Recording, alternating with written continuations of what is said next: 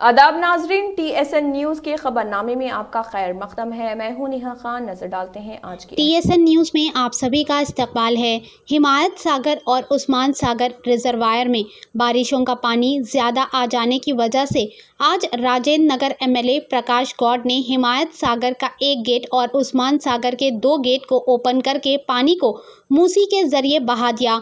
इसमें शामिल Rajendra Nagar RDO Venkat Reddy, BGMC mayor Lata Prem Goud, Narsingi municipality chairman Naga Purna Srinivas, water work के अहदेदार भी शामिल थे। आइए देखते हैं इस खुसूस में चंद मनाजिर हमारी ये खास रिपोर्ट में। ऐसे ही अहम और ख़ास खबरों के लिए हमारे चैनल को लाइक करें, सब्सक्राइब करें, शेयर भी ज़रूर करें। చెరువులు అంటే నిండవలసిన అవసరం మనకున్నది.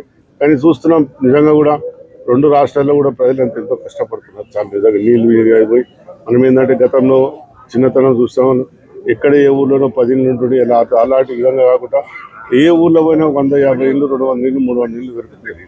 ఆ పెరగడం ఏమైందంటే మూసీ నదిలకు ఒకటే ఎక్కడ ఒకటే నీళ్ళు కొన్ని నాలాలు మూసేయడంలో ఇవన్నీ జామ్ వేయడం జరుగుతుంది. కొన్ని చూసినాం మన శంకరపల్లి కూడా అన్ని విలాసంలో మునిగిపోవడం జరిగింది.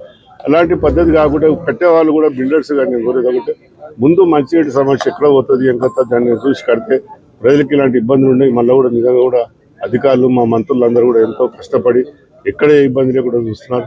కానీ ఆంధ్రలో చూస్తున్నాం చాలా ఇబ్బంది ప్రజలందరూ కూడా పడతారు. అక్కడ కూడా చంద్రబాబు నాయుడు మంచి ప్రజలకు ఇబ్బంది లేకుండా చూస్తున్నారు. ఇక్కడ కూడా మా ముఖ్యమంత్రి గారు అందరూ మంత్రులకు ఎమ్మెల్యేలకు అందరూ చెప్తాం, రోజు పొద్దుగాలి మేము అందరూ బాగా చూస్తున్నాం. ఎక్కడ ప్రజల ఇబ్బంది ఏ ఇబ్బంది అయినా